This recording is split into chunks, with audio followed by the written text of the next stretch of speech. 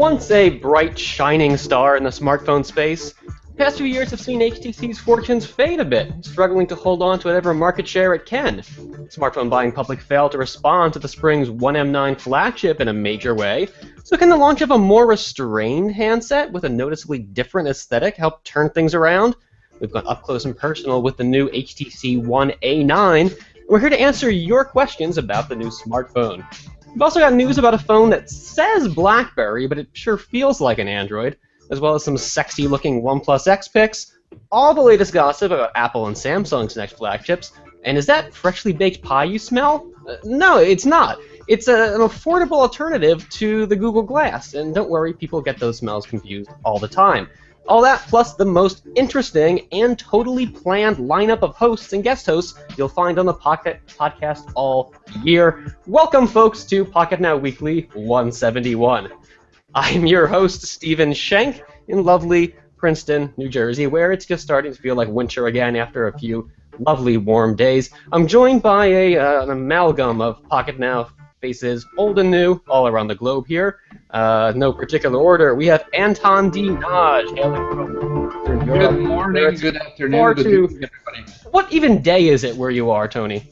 It is still Friday, and if I recall well, about 15 minutes ago, we were struggling to get some hosts here. Yeah, it came together. Best laid plans don't always fit as nicely as one would hope, but we make do with what we can. We also have, back in the U.S., a super old friend of Pocketnow here, an old friend of Mr. Pocketnow himself, Brandon Miniman. How are you doing, sir? Oh man, I feel like I'm among my brothers and my sisters and my... Always welcome here, man. I missed you guys. Well, we are glad that you could be with us, especially on such short notice. Always a treat to have you on. And of course, Michael Fisher, who normally would be the one talking to all of you now, but Michael's been super, super busy this week. We're lucky to have him on for as long as we can here. He's going to share some of his thoughts about the One A9. How you doing, Michael? I feel weird. I mean, it's the same chair, it's the same booth, it's the same stuff, but I'm a guest. This is fun. It's like sitting in Riker's chair. You wake up and you put your pants on inside out by accident. And then you have one of those days. But then, depending on how the day goes, like if you have a really lucky day, then you decide that maybe that's the way you want to do it from here on out. Some days you work that. And saying that, I'm not sure if I meant like inverted with the inside on the out, or just backwards like crisscross used to wear. Yeah, right. Pretty good too. Yeah. You guys smell your jeans to see if they're suitable to wear that day. Or you don't have to. They don't. They always smell the same. The denim is like a magical material that doesn't need to be washed. Is what you don't science. Wash your denim ever? I thought you weren't supposed to wash denim. My girlfriend tells me otherwise, very, very strongly. And she is right, because she is right. Mm-hmm. Before we get too into the show here, let's take a moment to talk about who's making the show possible. We are on the air thanks to the help of Squarespace. Building a website can be tough, and even if you know your way around coding one, creating something that looks good and works well can be a time-consuming affair. Whether you need a business site, one for a portfolio, a restaurant, or anything else, in this day and age, you probably need one form or another. Luckily, Squarespace makes it easy to build beautiful websites without breaking a sweat. Squarespace provides powerful and beautiful websites that look professionally designed regardless of skill level, and there's no coding required. Not only does Squarespace provide you with an intuitive and easy-to-use tool set to create your website with, but Squarespace also has state-of-the-art technology powering the site to help ensure security and stability. And with millions of other users trusting the company for their hosting needs, you know you're in good hands. We've definitely come a long way from the days when having your own website meant copying and pasting some borrowed chunks of HTML code in a notepad. And rather than having to learn design all over again and all this coding from scratch, Squarespace has the tools you need to dive right in and get a polished site ASAP. Squarespace gives you not just an attractive website, but 24/7 online support. So what are you waiting for? Start your 14-day trial with no credit card required and start building your website today. When you decide to sign up for Squarespace, make sure to use the offer code POCKETNOW to get 10% off your first purchase and to show your support for the Pocketnow Weekly Podcast, which you love to listen to every week. Just visit squarespace.com/pocketnow to get yourself started. We thank Squarespace for their support of the Pocketnow Weekly Podcast. Squarespace. Build it beautiful. Build it beautiful. Indeed. Hey, I gotta say, I've used Squarespace before to build Brandon'sBeardBarn.com, and it's a really amazing tool. It's so funny to think like how far we've come in web design. I mean, the best part about it is how it makes everything like magically responsive, and it's awesome. Great tool. Speaking of, that people are asking a lot in the Q&As today about our websites. When are you guys going to launch a redesigned website? When will you redesign the Pocketnow intro on YouTube? And we can't answer these questions, but I wanted to say that there's a fun Easter egg. Brandon Minham has actually been in every single Pocketnow video since like 2012 because he's in the opening animation suite, which is very fun. I don't think about that very often. So we're never changing it because it's awesome. This is going to be like a Disney World thing. We're going to have the hidden Brandons, and like, even if we completely redo the video, there'll be like a background tile with his profile or something. Just the shadow of my beak right here. Yeah. You need a framed picture of Brandon in Hawaii to put in the background of everything. Just Easter egg. Fantastic. Okay. Let's talk about phones. Phones, yeah, we have a pretty exciting, well, some people think it's exciting phone this week. HTC announced it's calling it a flagship. Whether or not it is will depend on, I guess, how you define that. But it's a phone that's going to set HTC's futures in motion for, well, the next few months to come. We're still a ways off from the one M9, assuming this comes in the spring. So we have the A9 to hold us over. And Mr. Michael Fisher here has been lucky enough to actually get his greasy mitts on the phone. Very good. Hold it up for us there, Michael. This is the HTC One A9, also known as. I loved your headline for this show's team, and also known as the HTC iPhone. Yeah. I'm just gonna hold it here. You guys can react to it. I'm just gonna spin it around like Vanna White. Yeah. You know, I put the headline there because I'm aware that this is the flack the phone is getting. I am not going to be the first person to call it out for being an iPhone copy. We've gotten to a point where all smartphones start to look so much alike to me that, yeah, you do things differently with design. Like the one M8, that stood out. The one A9 here, yeah, it's a little less inspired, I guess, but is it a complete ripoff? I don't know. What do you guys think? I want to hear from you guys on this because I've talked about this a little bit. I mean, Tony hasn't talked yet. I want to know what he thinks.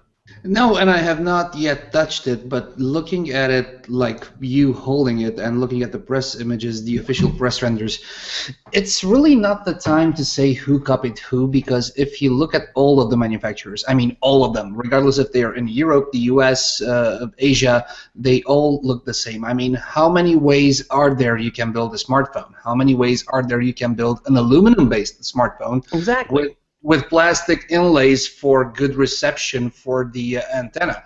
So I think, yes, there is a certain resemblance between the HTC One A9 and the iPhone 6 and 6s/Plus. It's the same resemblance it exists between the Butterfly and the iPhone 4, between any other Chinese manufacturer and HTC and the iPhone. So I don't think it's a deal breaker. If you want to know what I think it's an iPhone from the back, it's a Galaxy S6 from the front, and while being that, it's a unique HTC phone. It's just like the smartphone mullet. Apple in the back, Samsung in the front. Party all night. That's the most political answer I've ever heard from you, Tony. I've never heard a more diplomatic, balanced response. I'm taking serious lessons. Apparently. Brandon, what are your thoughts? Yeah. So there hasn't been an Android phone yet to replicate the feel of the iPhone 6, which I kind of categorize as like a very elongated oval if you look at it from the bottom. And that continuous form makes it just so smooth in the hand. Yeah, just like that. And I think that there was a place in the world for a phone like this. I don't really care who came up with it first. At the end of the day, given how many phones there are out there and all the choices and the price points, I just wonder who is this phone for, especially with those massive top and bottom bezels now. That's a very fair question here, because this guy, it dials back the specs a little bit. It's just still a very powerful, capable phone by anyone's standards here. Dials the specs back a little bit from what we might expect If HTC was launching an M series phone in the fall, we would want a little more than this. But by doing so, it's able to keep the price down. I'm not sure though if it's down far enough. So we're looking at a $400 off-contract price for this guy. HTC is encouraging users to buy it directly from the company, and that puts it down in the level of devices more like maybe the OnePlus 2, maybe the Moto X, Pure Edition, which is going to be. It's going to give users a slightly different set of features for maybe a more attractive price. I'm not sure if HTC has the clout right now to get people to pay what it's asking for what this phone is. Well, let's before we totally leave the aesthetic thing behind. I want to. I don't want to leave that. So go ahead, and then I'll get back to it. Circle right back here. The price is a very important point, but I think you do need to say that when you buy this device, you're buying a device that was obviously made to look a very specific way for a very specific reason. I think you guys are very kind to look at this from all angles. I think it's really important to take a balanced perspective. Taking a more cynical perspective here. Yeah, I think everyone at this point has seen that animated GIF of like HTC's design process that someone very clever cooked up, which is like the assembly line of iPhones, and then a finger comes and rubs off the Apple logo and puts the HTC one on while they move the camera to the center. And that's basically what this is from the back. I mean, it's symmetrical though. That's HTC. I know, and HTC's position is that, like, listen, it was really hard for our engineers to make this camera go in the center. This is not a difficult thing. This is not an easy thing to do. Makes sense.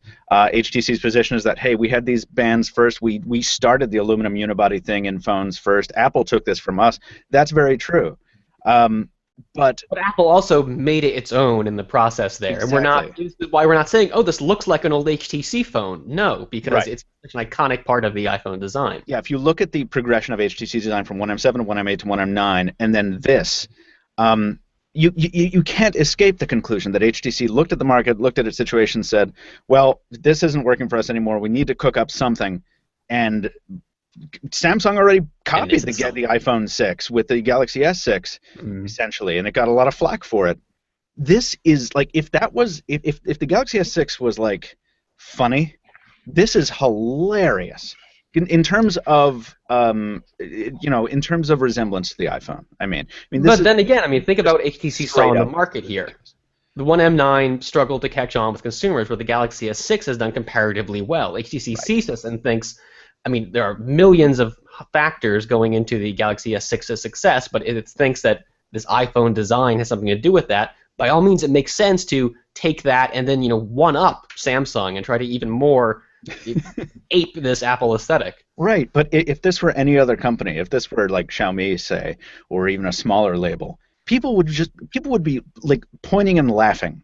More so than they are now. The only reason HTC is not catching as much flack as it is, and it's catching a lot of flack, is because it's HTC and it's beloved and it has a lot of well-earned cachet, and they're spending that capital right now with this thing.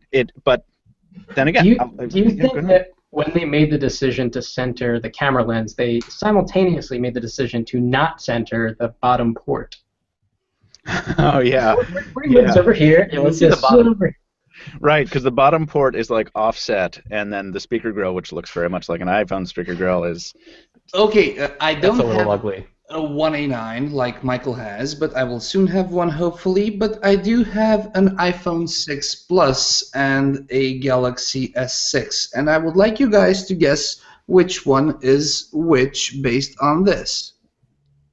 Well, if it weren't for the shape of the speaker grills there and the... Okay, let's switch back to my camera. Okay, yes, on. Squint your eyes a little. Yeah.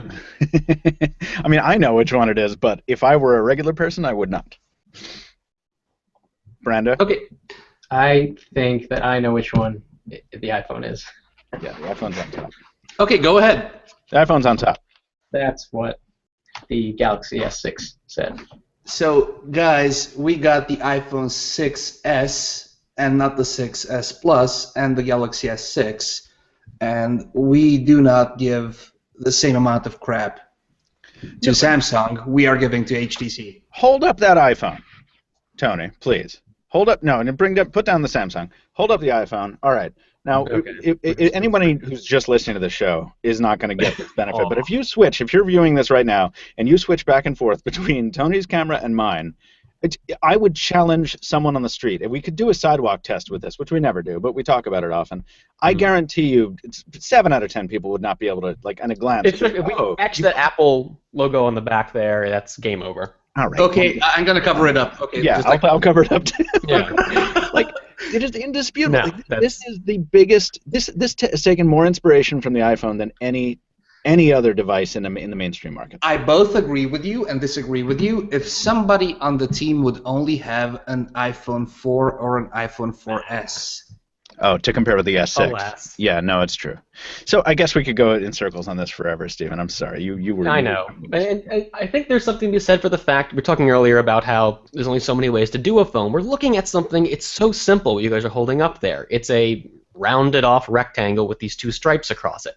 Admittedly, the stripes make it very distinctive here, but there's a part of me that wants to say this is so simple. This is like, well, this is a yellow rectangle. This is a slightly darker yellow rectangle. And say, who's copying whom? It doesn't matter. They're just so basic that copying shouldn't enter into the equation here. Now, the full design of the phone gets a lot more complicated than that. But this, like, elbow length, arm's length comparison here, I don't know that this is a fair way to discredit HTC's design. I don't know. I think that maybe the more interesting question is are the people who matter going to care about this? And the people who matter are the people who are going to spend money on this phone or not. And I don't know that they will. I think that some people really want an iPhone-like design running Android. Right? Yeah, I mean, think about the cell phone store when you see the iPhone more expensive than this, and the sales guy is like, yeah, it's less expensive. It looks just like the iPhone, does all the same stuff. Buy this, So right. It's kind of an opportunistic thing for HTC. If we are judging only by the outer aspect, I would make an analogy with other businesses.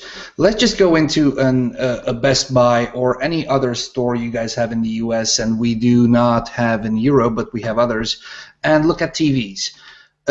All of the TVs made by LG, Samsung, Sony, Philips, Panasonic look the same. I mean, there's so many ways you can build a TV. There's the screen, there's the border around it, the edges, the bezel, and there's the foot mount, and that's it. Look at cars. BMW is copying Audi, Audi is copying Volkswagen, Volkswagen copying Porsche. They all have some design lines which are common to the entire business, and they all have some specifics which are specific to their brand, to their models, to their whatever product it is that they are doing. So I think that if somebody wants to find some resemblances between 2 different products, they will. I mean, there's just so many products, they can be different. But in the end, how many ways are there to just build a slab, to just build a car, to build a TV? That's interesting. The way you talk about all these companies doing this makes me wonder, is there a point where we see enough companies, enough smartphones copy the same design, it's less a matter of individual companies copying Apple, and we start talking more about industry-wide trends? This is just the way exactly, and I think there's a very thin line between innovation and between ways of doing something. It's innovation when you come up with something unique and somebody else copies you as a trendsetter, and there are, how many ways are there you can build a rectangle? Well, I mean, not that I don't want to jump to this device yet, but I also have the 6P with me, right? And I think Huawei is a really good example of how you can do that, how you can make something different. Yes, from the front, it's got the 2 front-firing speakers, it's got a big display, it kind of looks like any phone ever. But you turn it around, and it's bold. Some people don't like it. I don't think it's the prettiest design. But this big old visor on top, that's distinctive, and it's not an immediate turnoff. Do you want me to? I think it was break out my Lumia, my PureView 808, which. Oh yeah, but I don't know. I don't think that they lifted that design, right? I mean, weird junk you can find resemblances with the visor and everything. You sure can. No, that's a good point. No, you're right. So, right, everybody copies everybody, but some people copy other people a lot more. And I'm not just crapping on HTC. It's just. It looks like an iPhone. But let's take a minute to hop into the Q&A here, guys. We got a bunch of listeners asking about this phone. Jonas wants to know how Sense on Marshmallow, because this is HTC's first phone, in fact, one of the first phones we're ever going to see launching Marshmallow. How Sense on Marshmallow compare to the experience on Lollipop? Do they keep the same grid multitasking layout? So since HTC made a big deal about reducing its impact on Android, like it's working with the carriers to make carrier bloatware deletable, not just disableable. It has eliminated its custom notification shade. You've got the stock Lollipop notification shade instead. The multitasking ribbon, well, you could do it like in Lollipop's sense. You could make it the standard one if you wanted. You didn't have to do the grid. But on this, it's just this. I don't think they give you the option for the grid. They've taken a lot of their stuff out, but it's still Sense. You swipe to the left, you've got blink feed, which I actually kind of like, and I think a lot of people do, but you can remove it if you want to. The launcher is still the vertically scrolling Sense instead of the vertically scrolling Marshmallow. What else? The settings screen, the dialer, like it's still very much HTC Sense. But I don't consider that a bad thing because I think it looks quite good. It's nice that it lets you easily theme it. If you don't like the look, you can change the theme. And Sense has always, or not always, but since the 1M7, Sense has been one of the smoothest, most responsive Android skins around, and that is absolutely the case here. This thing flies. So I think it's great. Let's see. We have Jonas has another great question here. How's the speaker on the A9 now that doesn't technically have boom sound? Now I know HTC was still saying there's boom sound software in here, but we only have the one speaker, no more stereo front firing. How does it sound though? And was this a bad decision that we're going to pay for in the actual user experience? Yeah, like what did we do? We had. I feel like wasn't Brandon like a huge boom sound guy back in the day, or did you not care about that, Brandon? I think I did like it. Yeah. Yeah.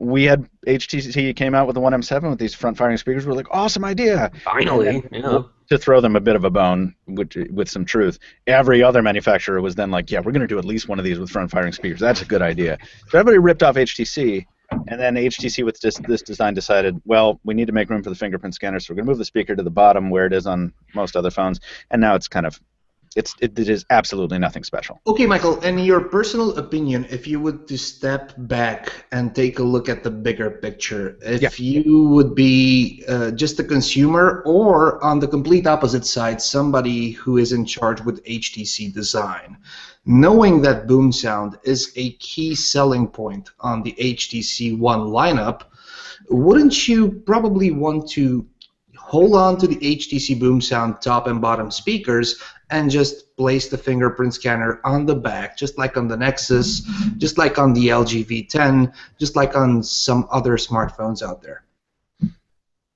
If I thought that I could make a phone as thin as this while putting a fingerprint scanner on the back, yes. I think Huawei pretty much managed to do that. It's 7 and something millimeters, and the HTC is 7 and something millimeters. And you know the V10, it's almost as thin. And yeah, and its fingerprint scanner is on the home button, right? Yep, yeah, it's on the back. Right. So yeah, I think I probably would have tried to do that. Then again, if I'm stepping back like you asked me to, and I'm looking at the whole big picture, as much as I love boom sound, as much as I think a lot of us love boom sound on the tech side who've used it, if you've never had a phone with it, you don't really know what you're missing. So from a business perspective, if you had to make the choice, it's a tough one, but I see why they would have done it. They needed the fingerprint scan. Yeah, this is one thing that's really hard to convey in advertisements. You can tell people it sounds good. You can show them how fast a phone is, what it looks like, how smoothly it is to operate, but you can't convey what it sounds like to actually use in person unless you're really there trying it out. And maybe it didn't make a lot of sense to invest in a feature that was a little more difficult to convey to consumers. Right. And these bottom firing speakers have gotten so much better. Back in the day, they were crummy and they weren't loud and they would distort at high volumes. But now, if I'm using like a Samsung phone, I'll just kind of cut my hand around to the back, so it kind of fires the audio at my eardrums. Yeah, we've sort of learned how to use them. We've kind of adapted. It's through evolution. I get it, Brandon, but that's still not stereo sound, and it's still not the audio volume which you are getting from two speakers. So what I'm saying is that maybe they could have invested a little bit more, both in financials, maybe $10, $12, $15, $50 more in the components going into that phone, and maybe 0.2, 0.3, 0.5 millimeters in thickness for keeping both of these features. I think it's the first point that they had trouble with. But go ahead, Brandon. I'm sorry. I didn't have any follow-up. But what I was going to say is that the funny thing about the front-firing audio is when you're using a device with front-firing audio, you're like, damn, this is awesome. And then you go to like an iPhone 6 or a Galaxy S6 or or whatever, and you kind of forget about it, and it's but it's fine. It's good enough. Yeah, it's fine. It's less it's awesome, more than but fine. It's awesome. fine. In a lot of cases, these speakers go louder and clearer than you can handle. Yeah, especially when you start stepping away from a phone, like if you're putting it down on the counter so you can listen to music while you're doing dishes or something. You don't need stereo to be enjoying the music. You need volume, you need clarity, and you can get that from a good binaural speaker. You can. I don't think this is quite loud enough to do the job. That's fair. But Tony was bringing up the point of price before, and I don't think that I think they looked at the situation, said, yeah, we could build in some really cool speakers and do the fingerprint scanner. We could do it all. But that would have been the same model they were following, like build a better phone and charge more for it. This is not another M-series device. We're going to get the stereo boom sound speakers on a future HTC model. It's just not this phone. Yeah, I don't know. I think they wanted to hit that $399 price point. I'm really glad they did, even though the UK is getting completely screwed over. Oh, yeah. Whoa. I don't understand how that works. But people are calling this a mid-range phone. Yeah, they're looking at that the Snapdragon 617, and saying like, oh no, this is mid-range. This is crap. It's not. This is like the very latest mid-range processor from. I mean, this year's mid-range is probably last year's high-end with the Snapdragons, and this just got announced back in September or something. It seems super recent. It's very recent, and I mean, maybe I'm splitting hairs, and Jules, I'm sorry, I know we need to move on. Stephen, cut me off whenever, but maybe I'm just not using my phone the way normal people do, but I try to take everyone's usage into account. I look at the comments, I look at the tweets, I look at everything, and I'm like, people, tell me how you use your phones. And when I can't tell a difference in like game performance, aside from the occasional dropped frame and like an animation every now and then, with a game like Asphalt 8 between a Snapdragon 617, a Snapdragon 410, and a Snapdragon 810, like, I mean, I don't think that people are losing too much sleep over this kind of stuff. I think that they're kind of grasping at straws to justify spending more money on a higher-end phone whose capabilities they're never going to use. I think most people would be perfectly well serviced by a low-end processor. And there's the stereotype which you are describing, which I don't want to be judgmental, but it's the Android users, and on the complete opposite side of things are the mobile Windows Phone users who are saying that whatever processor you have, whatever spec you have, it will run the same. Mm-hmm. That's a lovely dream. Before we move on to the other phones, because there's some other devices here we want to take a look at, I just wanted to quickly mention the software upgrade situation with the 1A9 here. HTC is doing something quite different from its flagship phones, or even just its mid-rangers in the past year, committing very strongly to not just delivering Android updates, but making sure they come in a timely fashion. It's talking about making sure these major Android system releases come. I'm going to get this wrong here. I believe it's 2 weeks after they're out for the Nexus devices. Yeah, like 15 days. Yeah, 15 days. Haven't they made a promise like this before with a previous device with a very specific timeline, and I thought that they missed it a time or two? The 90-day thing? The 90-day thing, yeah. Oh, yeah. They missed that, right? So, like, why don't you just say any day? I mean... Yeah, like quickly or within, even if we're going to say within a month, you're still putting a time frame on it. But I feel like when they're committing to this 15-day window, that's so insanely short. They must have crunched the numbers and decided, you don't promise a number like that if you can't deliver on it. There's going to be a lot less forgiving if you come in 2 weeks after the fact than if you come in 2 weeks late on that 3-month delivery goal. Yeah, I think that... Go ahead, Michael. We've seen a tighter socialization, I guess, between HTC and Google this time around. After the A9 came out, there were like a couple employee exchanges between, I think, Hiroshi, I can't remember the last name, I'm sorry, who did the AMA for the 6P, and some people at HTC, maybe Jason McKenzie, the HTC America's president, saying like, yeah, can't wait to get started. A9 all the way, great times. And I haven't really seen that, didn't really see that on the M9 stuff, didn't really, they seem to be working more closely with Google on this stuff, which they would have to for 15-day turnaround on an Android update. That's mind-blowingly insane. Yeah, we will see how this actually plays out, but it's very promising, and I wonder if we'll ever see this commitment on future HTC Androids. Yes, Tony? I have just one other thought. If we step back, and we're just users, how much does a regular user care about whether you are getting Marshmallow or Lollipop or whatever upgrade in a week, 10 days, 30 days, 90 days, or 3 months after the fact that you have purchased a phone. I think that this is all just a marketing scheme, just a bragging right, just something, a promise. Pretty good one, though.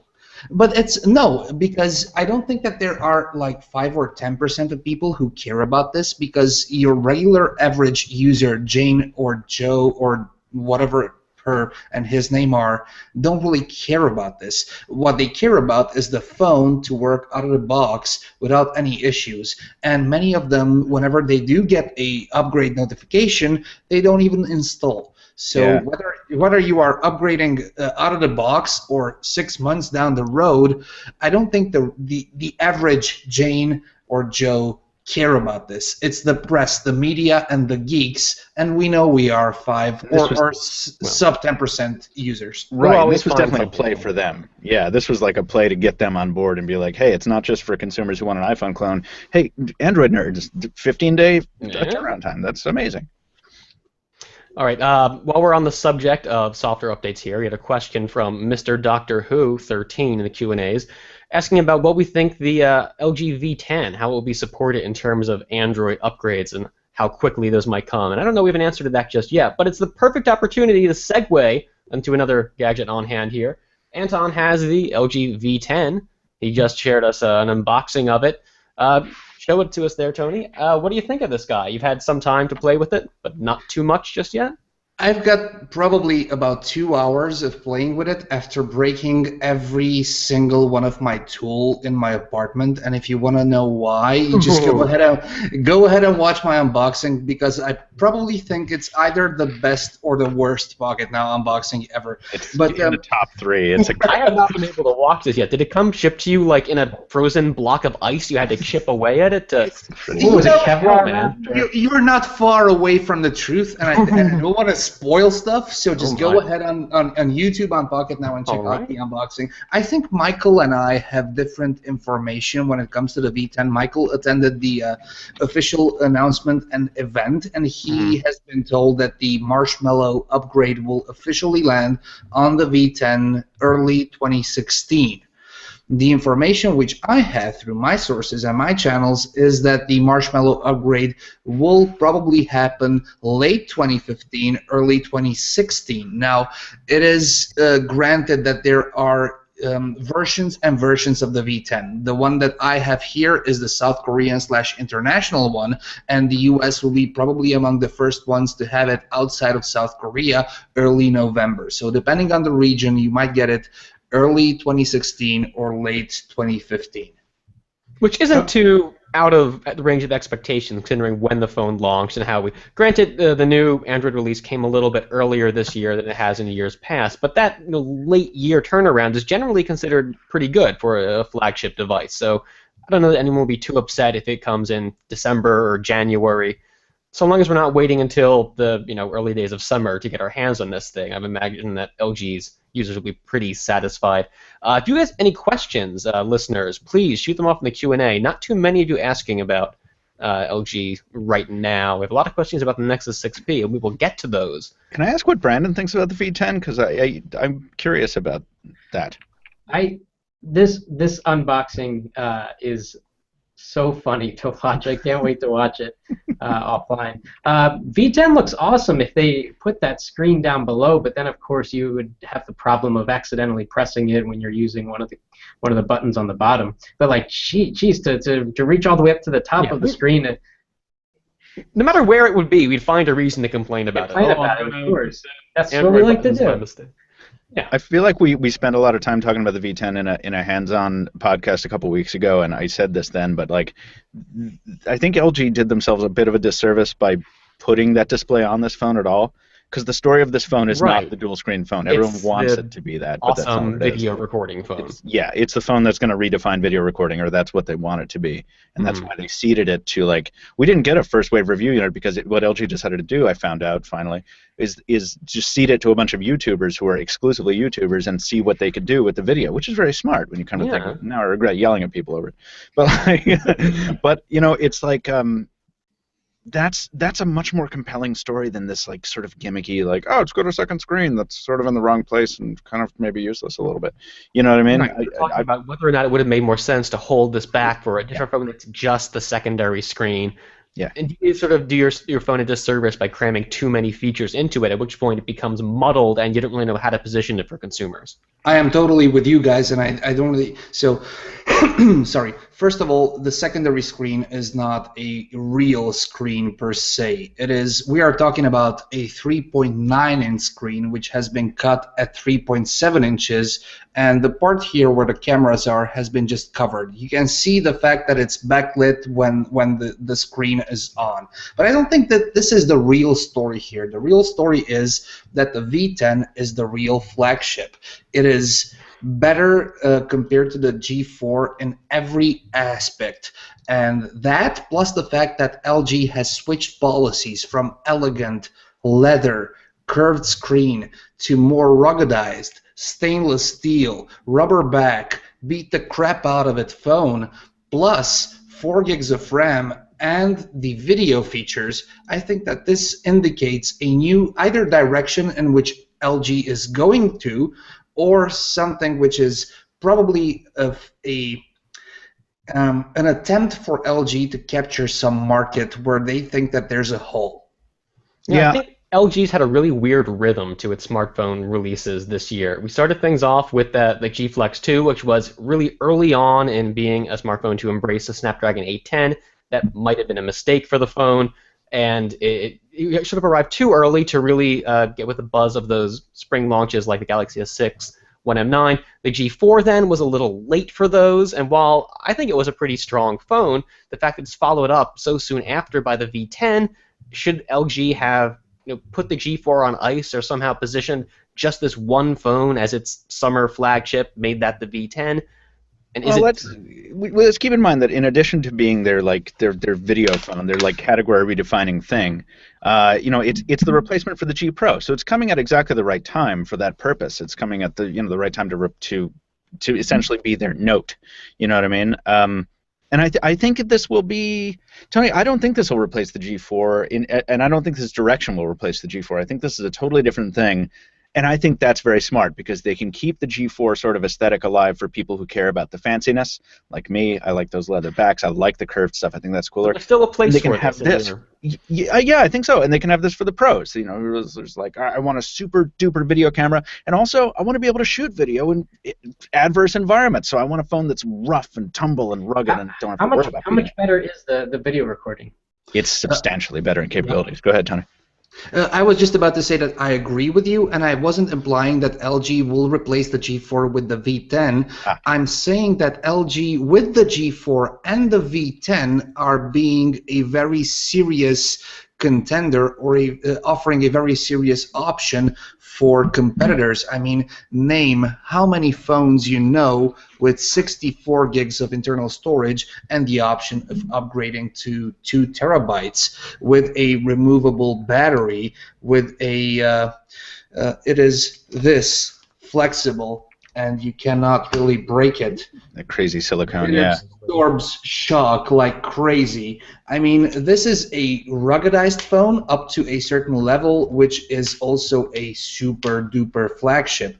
And the G4 is not the competition here because the G4 is more of a fancy, classy, I go out tonight wearing a suit and tie with my Ferrari thing. Hoity-toity smartphone. Yeah, but just compare it to the competition. Compare it to the Note 5, if you will. To answer your question, Brennan, about the camera, so I was looking at my notes there.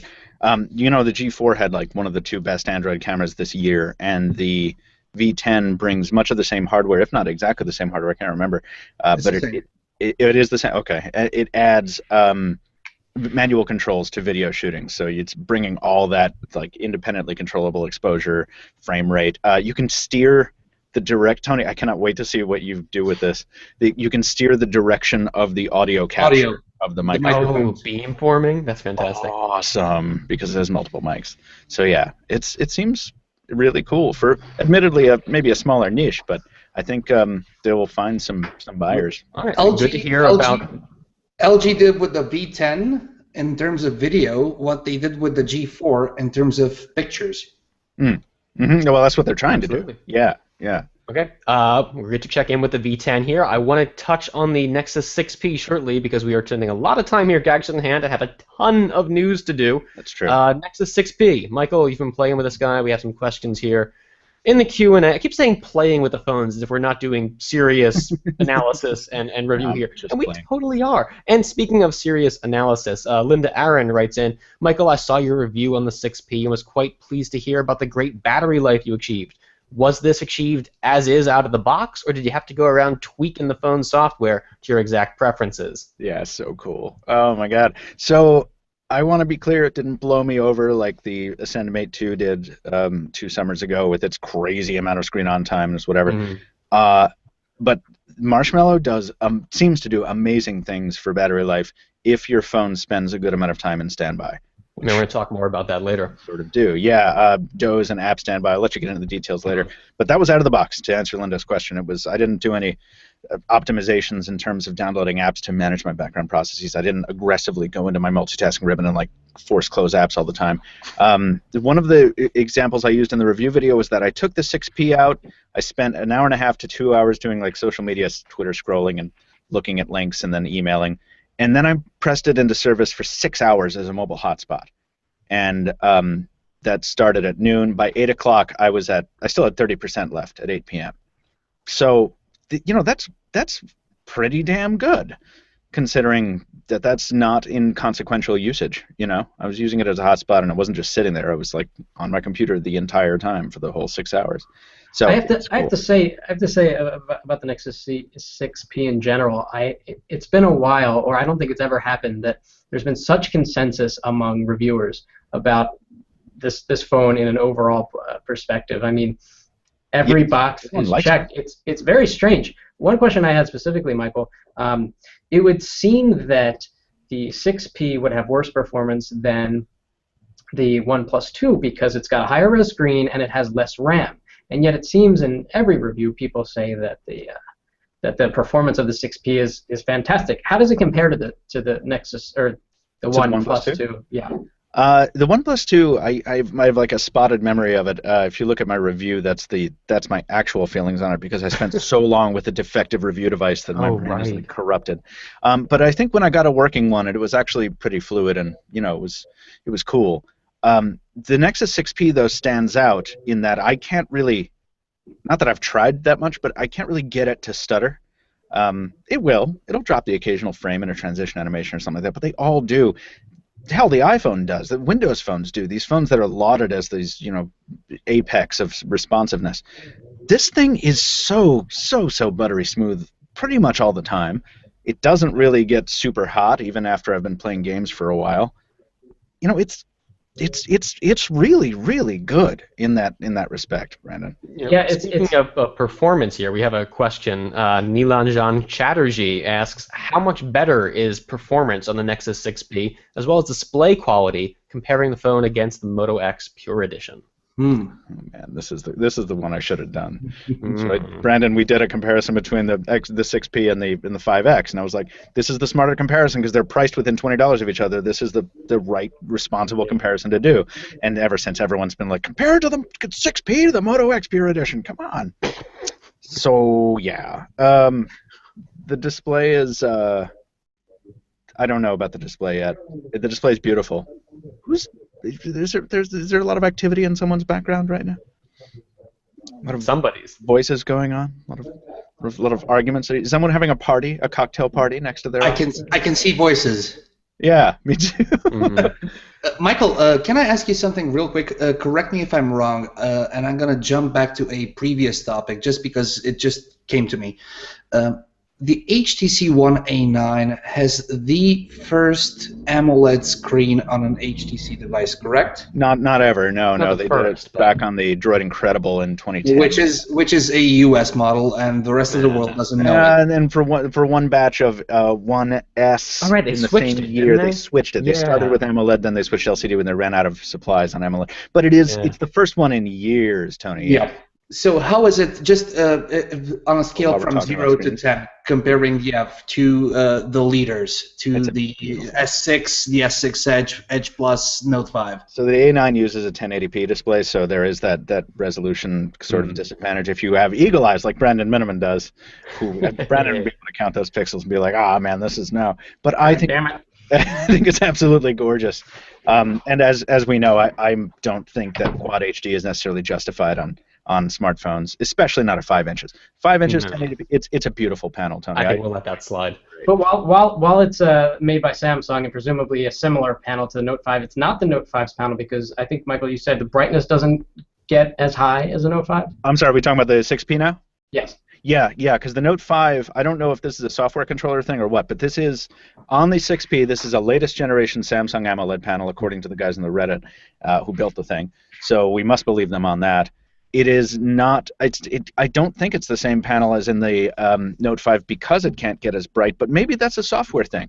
Maybe that's something that Samsung keeps to themselves in their own, like, display controllers and says, like, okay, if ambient light reaches this level, then overdrive the effort. Which it is like overdrive, isn't it? It blows out the colors to a point that it's ridiculous. It's ridiculous. And we shouldn't. Well, by the way, while we're giving Samsung props on that, we shouldn't forget Nokia, who was doing that on the Lumia 920 like forever before Samsung was doing it.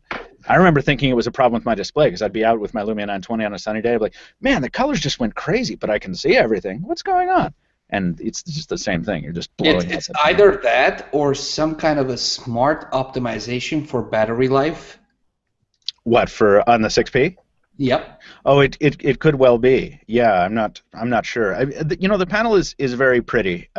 It's very dense, and Marshmallow finally gives us this 5x5 app grid capability to squeeze more onto the home screen. Good use of all that screen space exactly there. Right. Yeah. All right. I know we have to let you go soon, Michael. Before we do, a couple other Nexus 6P questions here. Yeah. Between that and we're doing these Moto X Pure Edition comparisons, what would you say is the more comfortable phone to hold? Asks Jan. Which has a better screen size or better size? Is the thinner model more comfortable? I guess which is the better in-hand experience? The Pure Edition. Pure Edition, no question. No question. You see, you really jumped to that fast. Yeah, because the Pure Edition is built, like, for all the things that Motorola gets kind of weird about the Pure Edition, it's too big for a Moto X, it's fat, it's like a meatball, it's whatever. It's very comfortable because it's thicker, because they're not trying to win a thinness competition. That silicone material they have is very comfortable. The leather's super comfortable. Even the wood is like, okay. Like, and it's got the dimple there. Like, they've thought about how a phone should feel in the hand. It's very plain. Huawei has too. I don't mean to throw Huawei under the bus, but this is a phone that feels much bigger. They've still got the dimple, and the dimple does something on the 6P. It unlocks the phone very quickly, and it's very great. But the chamfered edges are pretty. They're a little rougher on the palm. This anodized aluminum is one of the slipperiest things I've ever handled. I've dropped this phone 5 times. I'm not exaggerating. As is being mentioned in the Q&A here. Is it more slippery? Is it more slippery than the iPhone 6? I think the 6S actually is a little slipperier than the 6. It's funny. My experience on the 6S was that it was less slippery, and they actually did reduce the amount of Teflon coating they put on it in the manufacturing process to achieve that end. So I don't know. I would say this is probably a little bit easier to hold on to than an iPhone or maybe the HTC because it doesn't have the rounded edges. Which for me lead to more droppage. But then again, this is bigger, so I drop this all over the place. Thankfully, it's durable. I haven't shattered the screen yet, and there is almost no signs of damage on it. Oh, good. One last question we have here. Where did you go? Ron John asks, how's the audio quality on the phone there? Yeah, so you got these dual front-firing speakers, which are really great, and I was super amped on it when I was first listening to it. I'm like, wow, this is as good as the Moto X Pure Edition. It's not. The Pure Edition has deeper sound, warmer sound. It's a better sound. This gets a little tinny. That said, if you're not comparing it to anything else, you'll probably love it because the speakers. Have you tried it with headphones? Has the DHD hold up? I can never tell the difference. Yeah. I can never tell the difference. No. I'm like the last person who should talk about any of that stuff because my ears are like, whatever, it's music, right? Yeah. Yeah. We are not Superman, folks. All right. Thank you very much, Michael, showing us the A9 and the 6P, and Tony with your V10 there. That's awesome. Michael, you're going to be hosting again next week. God, I hope so. So you will be with us the whole time. Back. Yeah, I think I will be. Stephen, thank you for jumping in as host here. Brandon, Absolutely. Thank you for coming in on such short notice. Tony, thank you for coming in on such short notice. This has been wonderful. You're in a very thankful mood. I think you're ready for Thanksgiving. Oh, I almost got out of here before a Brando pun. Well, there will be more when you step off. I am getting ready for Shanksgiving. That was very good. All right, I'm going to go finish, little plug, I'm going to go finish the 6P review, which is why I have to go, everybody. But the 6P review will be up, I think, in like less than 3 hours, so watch out for that. Pocketnow.com. Sure. Visit it. It'll be great. All right, thanks, everybody. Thank you, Michael. I'll see you All later. right, with devices out of the way, we can try to dive into this news as quickly as possible here. We have a lot to cover. A lot's been happening. No, Brandon, you can't talk. We're playing you off. Oh, shoot. What's up? No. I have a question, and maybe, Tony, you can answer this. With the fingerprint sensor on the back, everyone's saying it's fingerprint sensors, at least on the Nexus, I don't know about the V10, are so fast that you bypass the lock screen.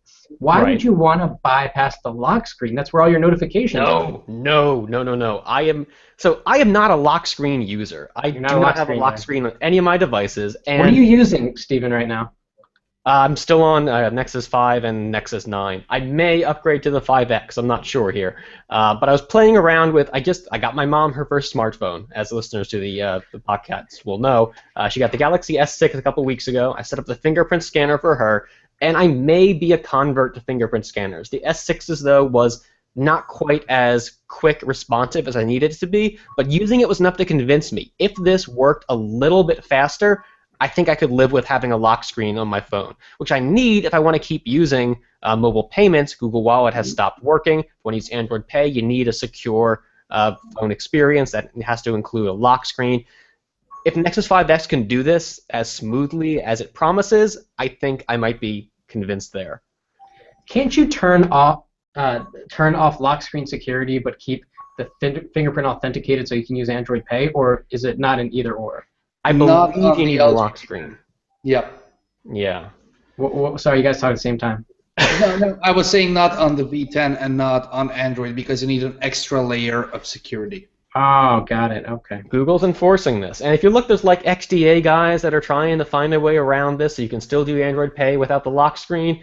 It may be possible, but Google has like 36 security checks done on the phone. The checks they're doing are downloaded from their servers in real time. They can be updated constantly. It's going to be a struggle to find a way around this, so we may just have to learn to live with lock screens. And you know, Brandon, this is something which I have said, like, I think a month ago, right after the iPhone 6s was announced, launched, and I got my hands on it for the first time.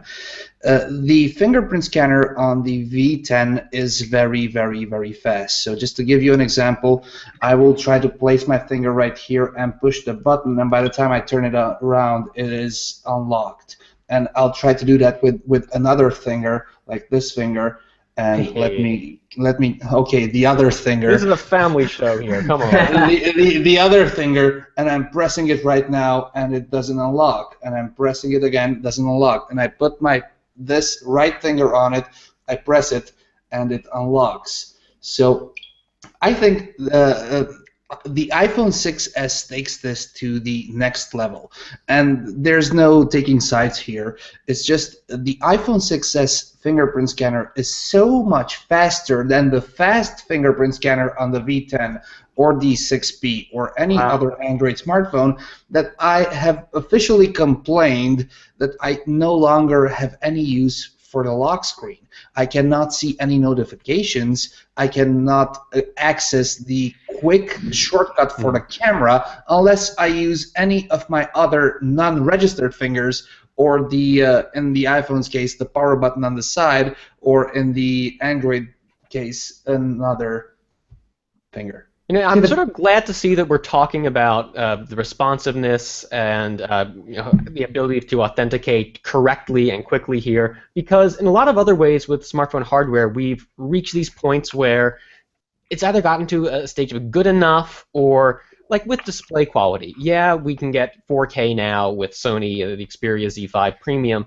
If we need it or not is a very valid question. and it becomes just a race for bragging rights. This is one place where manufacturers can deliver real improvements. But the next-gen sensors are only going to be faster, more accurate than the ones we have now, and directly contribute to an improved user experience. So look no further, and do you guys remember the fingerprint experience on the Note 4? I never use that. I hear it was terrible, right? You had like tried 1,000 times. Swipe it like this, yeah, up to down, like the old, 5 or 6 times. It sucked. Did either of you use the old Atrix 4G? Oh, that was the first, right? Oh, yeah, that the top thing was there. awful. It looks awful. I've never had the displeasure of trying it, but just seeing it, it's not in a great position. It doesn't seem optimized for, like, you have to hold the phone funny, I think is the problem with that. Also, It just doesn't seem... Glad these are back and we're making real improvements here. But let's get into the news. Speaking of upcoming devices that may have better fingerprint scanners, Galaxy S7. It feels like we just got a new Samsung flagship. Oh God, yeah. Already we're talking about maybe the next one being closer than a lot of people thought. Rumors have been pointing to, in general, a very early year launch, and we're hearing specifically now January could possibly happen here. I mean, Samsung had been sort of pushing things earlier, March, February, but it's always been around MWC time. Mm-hmm. Now, a month earlier might give the company a big advantage over, I guess HTC might even be its biggest competition anymore, but could get the year started with a big launch. Now, it probably wouldn't be ready in time for CES, but somewhere in the space between CES and MWC, we're hearing this could come out. I think January 9th was mentioned. I don't even think they want to be ready by CES time.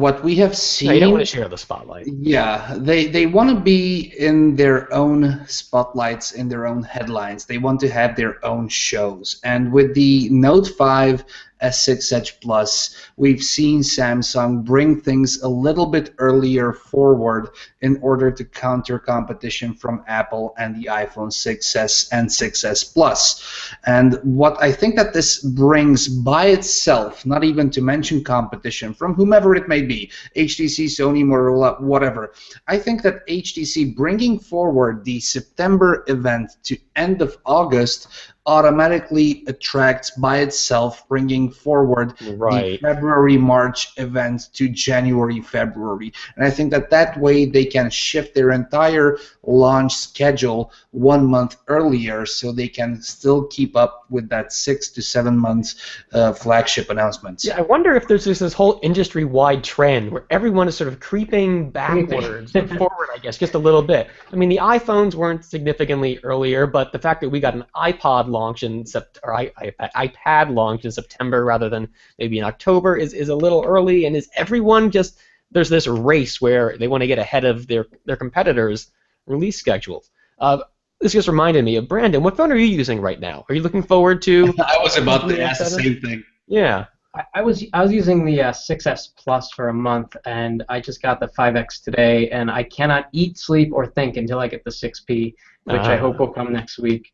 You're going to be dual wielding 5X, 6P? No, I can't do the two-phone thing. I don't know. You guys that do it, like... You have to get the suspender holsters, pants. Clearly, yeah. I'll have to borrow a pair from you, Steven. Brandon, I want to ask you something.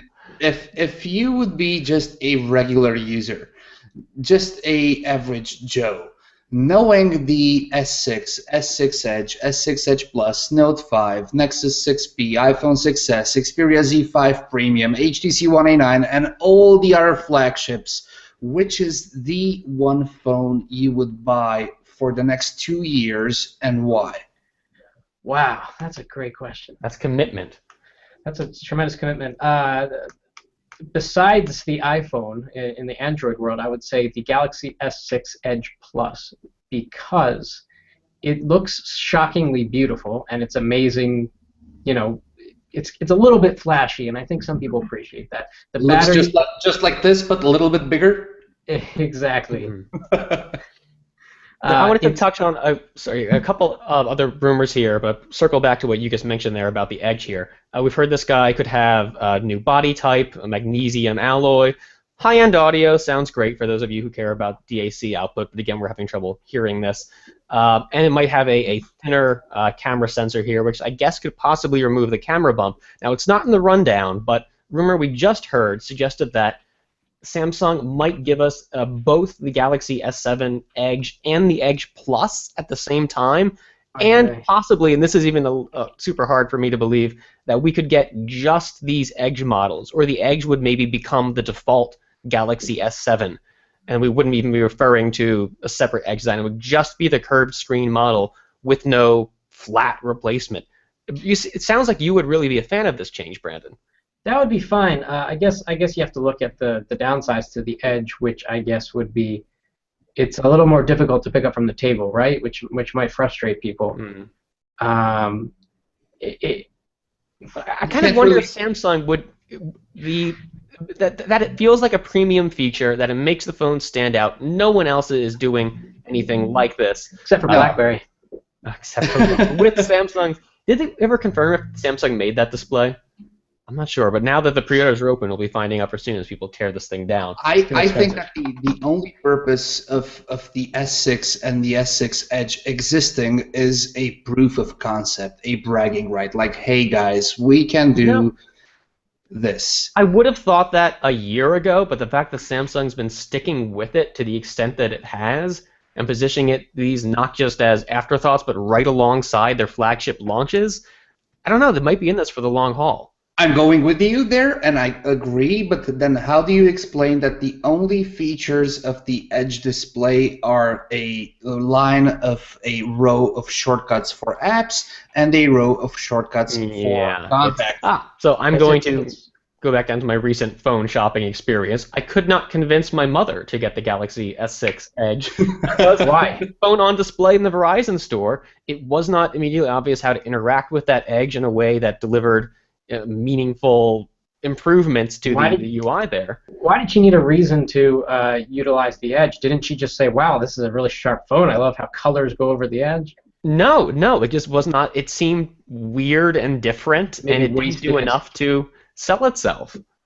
Brandon, for the first time when I was in Barcelona and I laid my hands for the first time on the S6 Edge, and they were showing off the gallery application and the pictures. And for the first time that I saw the pictures actually flowing from the side all the way through the display and back, I found it to be weird. I mean, my initial thought was, why not make a screen with Quad HD resolution, and have an additional set of extra pixels on the side? But no, what they did was take this display, bend it, and that's it. And Stephen, just for one thought, magnesium. You mentioned magnesium for the S7. You know, the S6 and the S6 Edge and Edge Plus and Note 5 really feel sturdy, and I think they feel sturdier than the iPhone 4S. Magnesium is going to be super light. Is that going to make it feel less sturdy? Is that what you're getting at? I might say that they might feel less premium, but I might be accused of being a fanboy right now, but I love my iPhone 6s, but I think that the phone which feels the most premium on the market right now is the Galaxy S6 and the Galaxy S6 Edge. I mean, for me, personally, nothing beats the feel of glass, both front and back. Okay, we're going to go back to glass in a second there, but I just want to interrupt. Brandon has to step away for the podcast, but thank you so much for joining us for as long as you have. Oh, God, I'm stuck with you, man. Yeah, we'll make do, but Brandon, we absolutely want to have you back as soon as you have the opportunity to. I know all the listeners love to visit in, see what you're up to, and we want to have more time with you as soon as we can, so please swing on by. I love you guys. Thank you for having me. It's always Thanks for being here. Thank you for being available. All right, you are a guys. lifesaver. See you later. Take care, brother. Take care. Steven, it's just you and me, man. Yeah, we'll get by. You were talking about glass there, how great it feels. That's a great transition here to what we've been hearing about the OnePlus X. Now, we had a surprising number of launch events in October. We've already had, what the heck was the event last week? Oh, HTC. We're just talking about the. You know you're doing this too long when they all sort of blend together here. Next we have Motorola, Verizon coming up on Tuesday. It's soon.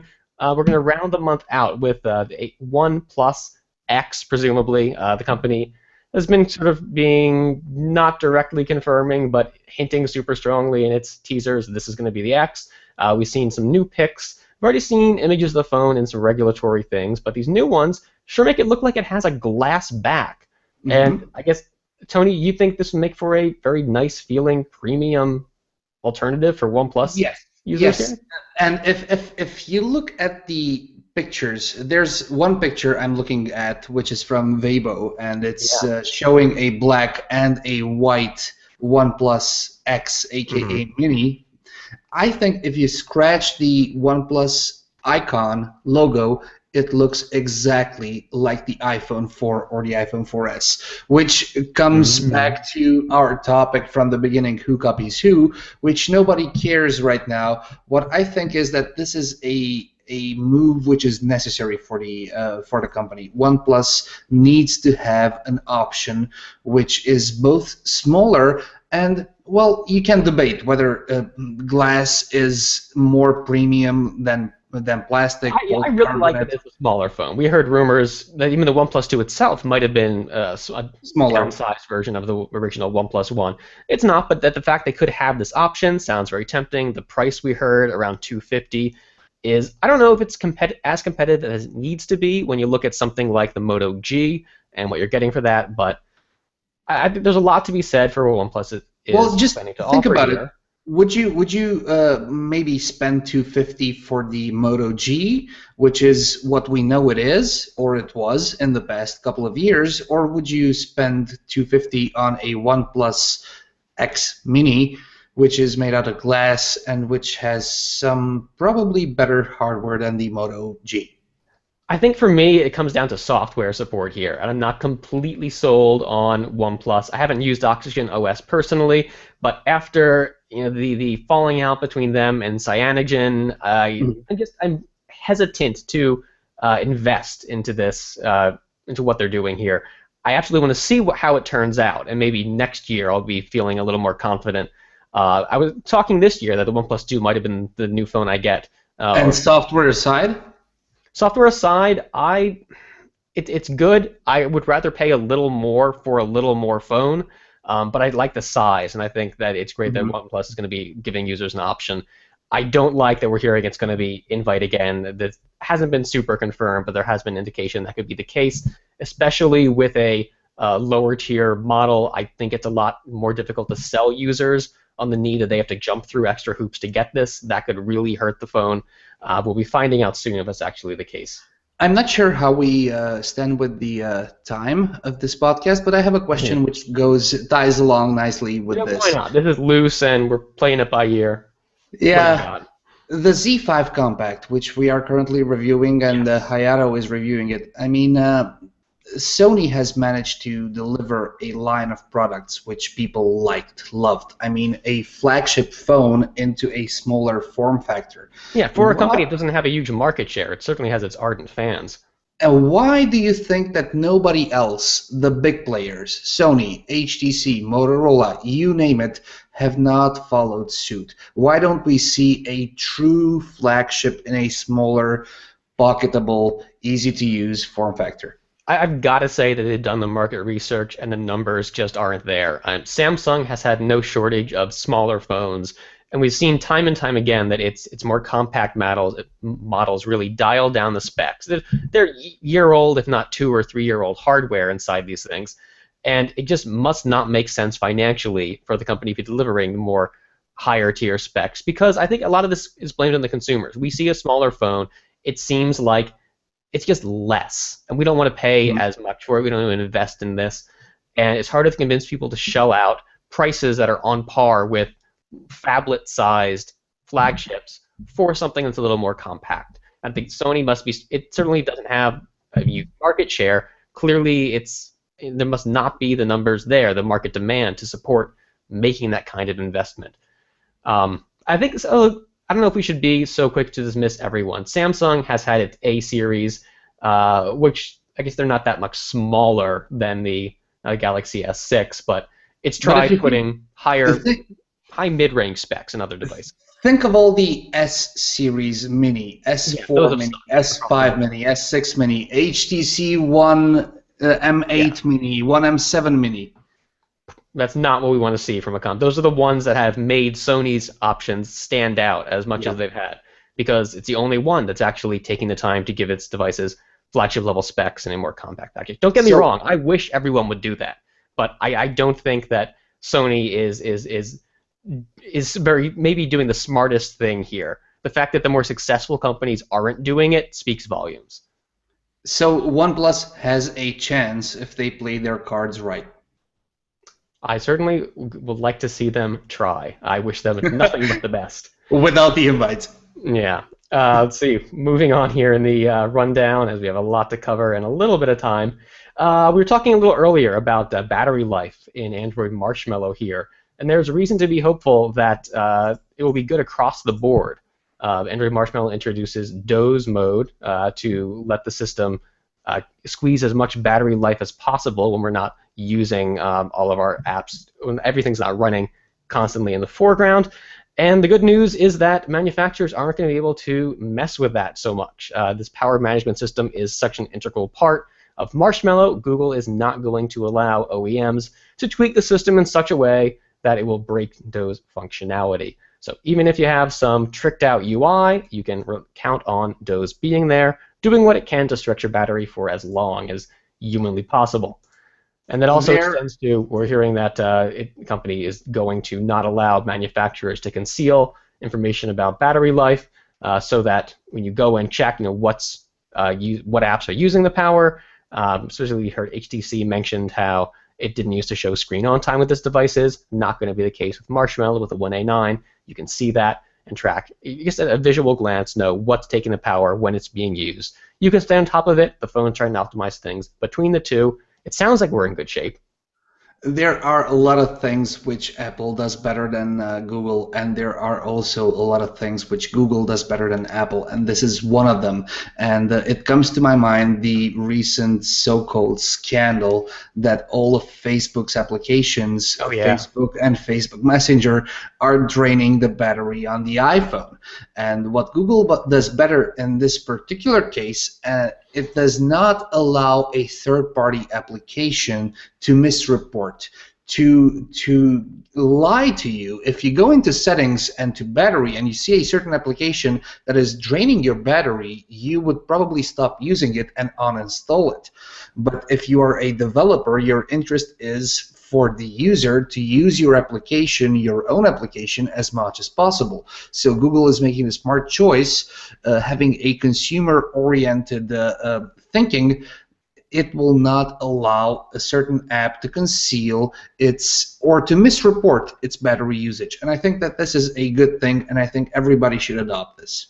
And I think there's it's a little bit out there, but a connection to be made to how Marshmallow's handling app permissions as well. Just giving the users more control, more information about what their phones are doing so that they can be more on top of how things are performing. Here's a quick one. Stephen, how long have you been using Android? Total? Oh, roughly. I don't know. How long have I been working at Pocketnow? 4, 5, 6 years? Yeah, about that. How many times do you usually read all the permissions a certain application requires when you install it from the Play Store? And how many times do you just hit accept? I used to read it all the time. After they simplified permissions, I stopped only because it became that much more difficult to. I want that information each time, and I'm looking forward to getting the more granular control with Marshmallow. And now you not only have it upon install, you have it post-install as well. You can go into the settings, and if you don't want, for instance, a note-taking application, and Evernote comes to mind, knowing where you physically are, location-wise, you you untick that. And I just don't have GPS enabled on my phone. Or that. That's crazy. Come on. But tinfoil hat time here. No, I loved Option Twig when that was available, so I'm looking forward to, I guess, put Marshmallow on the Nexus 9. I haven't upgraded. My Nexus 5 is still on friggin' KitKat because I have a death wish, but maybe I'll upgrade one of these days. Who knows? I wanted to touch quickly on another Android phone here. I know no one's actually going to buy this thing, but Samsung released or announced yet another Android-powered flip phone. It just tickles me that these things still exist. It's the Galaxy Golden 3. I would absolutely buy this phone. I mean, if it were affordable, because it has some fantastic specs. It's compact. It reminds me a bit of, I guess, the Motorola Razr design. I guess it's very thin, fold in the middle. It's not the most efficient phone. I mean, efficient as far as taking or using space. I don't know anyone's phone number anymore. I'm not going to use the number pad, but it's got a cool retro chic thing. And again, I doubt anybody's going to get a chance to buy this thing. But 3.9-inch HD display, Snapdragon 801, not the most modern processor anymore, but for a 3.9-inch display, that's fine. And HD, I don't know what the pixel density is, a 3.9-inch 720p, but that's going to be comparable to Quad HD on a modern size device. If you are not 16 years old and you are close to your 35s like we are at Pocketnow, you are often falling into the nostalgia part of things, and we did love the flip phones back in the 2000s, end of 90s and beginning of 2000s. And I remember a funny story. We were in Barcelona for MWC with the Michael Fisher and Jaime Rivera, and we stayed an extra day just to cover the LG Wine Smart and the LG Ice Cream smartphones, which are flip phones. I think that this is still a thing in certain regions, in certain markets like South Korea, maybe Japan, and I would even buy one if it was not overpriced. Yeah. But sadly, the form factor has died. But it might come back, just like fashion is a circle. Yeah. I was just going to say I've never seen anyone using these, but now that I think about it, I don't know that I would know. I mean, it just looks like a regular flip phone, which people still use, that I'd miss it on the street. So I know I would.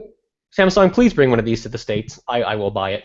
I'm going to jump over this 1A9 stuff because we've covered that rather thoroughly in Gadgets on Hand. I wanted to touch on the iPhone 7 real quickly. Again, we're not hearing that this is going to launch super soon, obviously, even though Samsung may be launching the Galaxy S7 a little bit ahead of our expectations. We still have months and months and the better part of a year to go before it's iPhone 7 time. So the rumors, you probably don't want to put too much faith in them just yet, but we've heard that this phone may introduce some big changes to the phone's layout, and that we could finally lose the home button. This is... I don't know how much stock we should put in this, because especially with the introduction of the fingerprint scanner there, this has become a probably even more key component of Apple's design. Sure, you can put the fingerprint scanner maybe into the bottom of the display or something, or just into the bezel of the phone, but once you have users using things in a certain way, I think it's a little difficult to get them to change their behavior. Also hearing better battery life, which Apple always tends to do pretty good with. And I don't know about this. Sapphire could be back here, which Apple's mixed experience with Sapphire. I don't know how to touch this. That was a massive debacle when plans to their own Sapphire manufacturing plant couldn't produce screen-sized Sapphire pieces in large enough numbers. Sure, we got them on the Apple Watch, certain models, display covers, but I don't know. I think we're gonna have to wait on this guy to see if there's any truth to this. Regarding the home button, I think the home button is as big of a signature for Apple as it is the Apple logo on the back, and it's not only for the usability, for bringing people home quickly, as much as reading fingerprints. It has the same status quo as the Apple logo on the back, and we all remember the stories when we said Samsung has copied Apple and placing the home button in the middle. So I think it's Apple's signature. Yeah, especially when you don't have these persistent navigation buttons. I mean, even virtual ones like on Android. It's the one way to interact with the phone, no matter where you are in the UI. Now, regarding the build and materials, Apple's been changing them, starting from plastic to glass and then to aluminum. They might go further or they might not. But in terms of battery life, I have recently just tweeted something. It's a screenshot from my iPhone 6s, and the iPhone 6s has a very, very small battery compared to everything else on the market. It's 1750 milliamp hours, and I've managed to get 7 hours of usage. That is the equivalent of 7 hours screen on time on Android. Now, regardless if my standby times are 51 hours or 24 hours, for 7 hours my screen was on. I mean, how much more proof do you need that certain software, when it is optimized for certain hardware, does a great job? Proof is in the pudding. Let's keep moving ahead here. I want to swing back to Android for a second here, and I wish we still had Michael, because he has been maybe the most excited I've seen him since, I guess, since he learned the Runcible was actually going to be coming out. With this thing, the Aura X. That is, I guess, smart headphones. That's how the company is describing this. But it's unlike nearly anything we've seen so far. At first, I saw it, and so those of you who aren't watching, just listening to us, basically a pair of headphones, and in place of, like, I guess you've seen, the sort of headsets that coaches will wear sidelines at a football game, or air traffic control guys that have this kind of swing down boom mic on the side. Picture that, but instead of a microphone, it's a display that gives you a sort of Google Glass style a little prism that gives you a kind of look through. It's floating above your vision. You can see things through it, but a actual HD display here. We haven't heard precise resolution.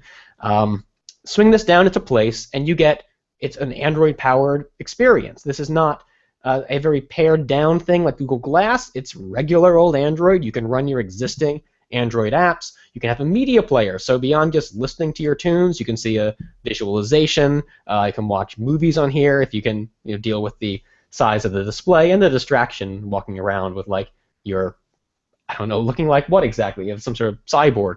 Yeah. But they're kickstarting this thing now, and I'm not sure what levels are left. There are a couple. It was available as cheap as $350 when I first posted about this the other day. And then it's going to go up to $400 and $450 depending on when you get into Backit. Should start shipping, let's see, next spring. But 2 gigs of RAM, a dual-core SoC, not top-of-the-line specs, but again, you're dealing with a smaller display and a more constrained set of user needs for this thing. You're probably not going to be playing your super high GPU requirement games on this, but for consuming media, it might make a lot of sense. And it's a little bulkier than Google Glass, granted, but that price being a third of what Google was asking, if not a fifth, depending on when you got in for Google Glass, I think makes this could make this very appealing. I'm curious to actually see how this comes together. What do you think, Tony? I have absolutely no thoughts. As do you think it looks ridiculous, or do you think this could be something good?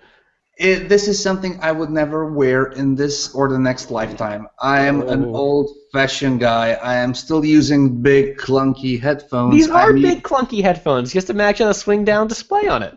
Yeah, that's the part which I don't really get to, and with all risks, a quote comes to my mind, which I will not actually quote right now, from the movie Demolition Man, when when a certain scene happens with virtual reality, and this is not really my thing. I'm not a Google Glass kind of guy. I'm not these headphones kind of guy.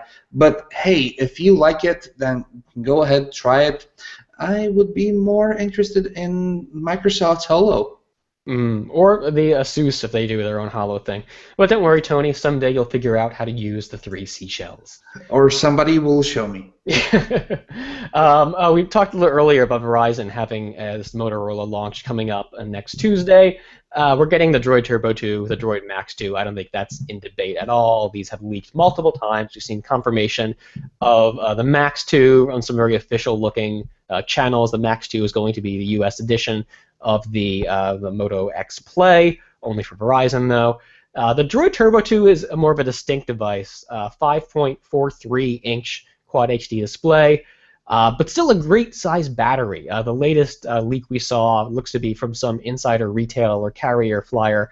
It talks about battery life that could be on the realm of 2 days, which is about what we were hoping for from the Droid Max 2, and maybe even a physically larger battery than the Max 2. So both these phones could deliver some battery life that's relatively unheard of for heavy Android users here.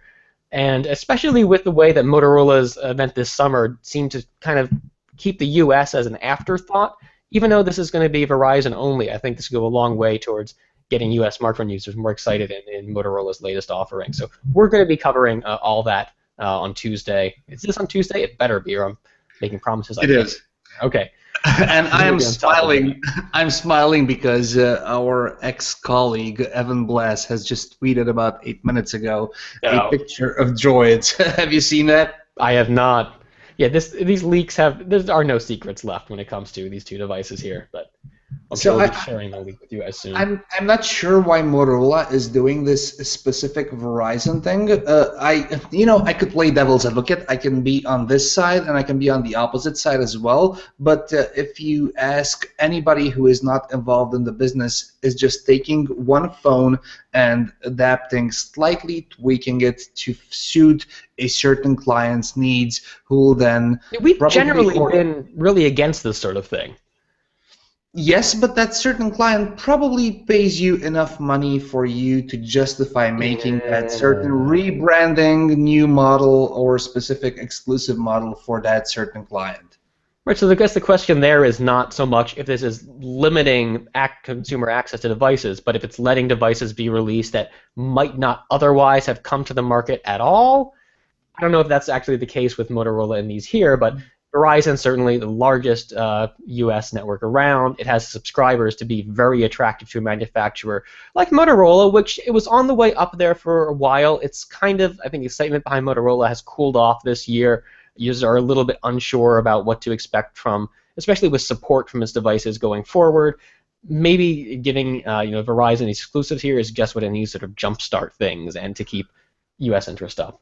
Here's a question, Stephen. If you are Motorola, do you think that this move would be probably a cannibalization of your sales, or would this be a smart move in ramping up your sales? This, I think, is going to benefit the company as it's going to lead into another launch year. So we didn't mention this in those recent rumors here, but a while back, we first started hearing about the Droid Turbo 2 was connected to this name, Droid Force X. Not Droid Force X, the Moto Force X or X Force, one of the two. But it sounds like we're going to get an international version of this. I don't know when that's going to happen, if it's going to happen a month from now. I can't imagine it would wait till the new year. But this could sort of lead the way into yet another international option for Motorola, making the hardware available to more customers. This seems to be a way to tease it and kind of flipping the story on this summer's past launch, where sort of it went international, then U.S. Now we're going to go U.S. to international. I don't know if it's going to work for the company or not, but I'm curious to see how things go. Speaking of being very curious about how things go, it should be huge launch event this week that's not really a launch event because there was never really a formal announcement for this phone, the BlackBerry Priv, the BlackBerry Android phone. Orders are open as of now. We saw BlackBerry confirm the name several weeks ago. It said, oh yeah, Priv's coming by the end of the year. Rumors had long talked about November availability, and that looks like, well, we now know that's what's going to happen. So pre-orders are open at BlackBerry.com. You can get the phone, U.S. price $700. What do you think about that, Tony? If I would reside in the U.S., that will be the #1 phone on my holiday shopping list, because I was a sucker for the form factor. I love the Dell Venue Pro, and I sure love the BlackBerry form factor with a slide-up QWERTY screen, especially if it runs Android. I mean, it's the best of all three worlds.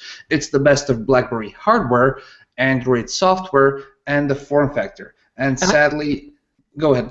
I like how BlackBerry, even though that this the QWERTY, the portrait slider here is such an oddity in the market these days, and that BlackBerry could have made this the defining feature of the device. Like this, you get this phone because you want to use a hardware keyboard, because you want to use a hardware keyboard that looks. They don't advertise.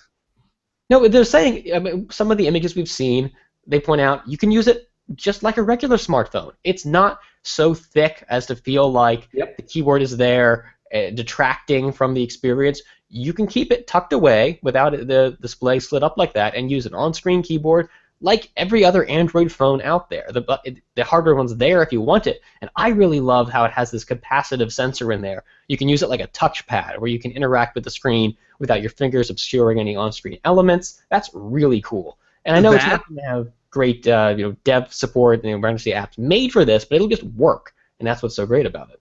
That and the fact that you're getting Android plus BlackBerry services on top of it, I think that really brings the best of all three worlds. And if you are a geek like we are, it should probably be on your list as well.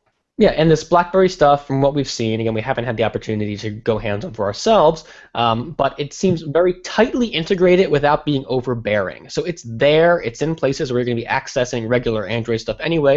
You have the option to also use these BlackBerry services. Privacy, of course, is a big deal here. BlackBerry's told us what makes the phone so secure. It's taking a lot of things other OEMs are doing, kind of one-upping them, tweaking so that there's a secure chain of trust here, hardware to software. I don't know if it's going to do it as well as we've seen like BlackPhone do things, but BlackBerry's made its name with its own BlackBerry Enterprise services and security there. If it can do the same thing for Android and get consumer trust, then it may actually have a chance to reach that 5 million a year sales goal the company's looking for. So I believe they BlackBerry. What's that, Tony? I believe they will. Yeah, I certainly hope so. And I kind of wish we'd see another Android device from them. Maybe not a slider like this. Maybe something like the Passport. I don't know. But if the company sees sales pick up, and there's definitely a lot of interest from what I've seen in you readers commenting about the stories here, maybe we'll see another Android-powered device in the early 2016 months. I was about to ask, do you think that this is some sort of a testing waters product? Oh, it's absolutely. Right now, I don't think BlackBerry knows quite what to do with BlackBerry 10. It bet very heavily in the OS, and people who use it speak very highly of it, but then it still hasn't been as accessible enough to draw users away from other platforms in a way that BlackBerry might like it to. I can see the company continuing kind of splitting its interest between BlackBerry 10 and Android, but I don't think Android is going away here. Let me be sly. Do you think that this is a product which is testing waters, or do you think this is a product which is which comes from a desperation, a will to survive? Can it be both? BlackBerry needs to survive. It needs to do something differently. It's not gaining more users as time goes on. It's bleeding share. It had to do something. So yeah, this is absolutely a test to see if Android is the way to go. Just by nature of being Android, it's going to see an uptick in interest. The question is if that's enough to keep the company afloat. I don't know. But, well, 90% of market share should be enough. Yeah, yeah.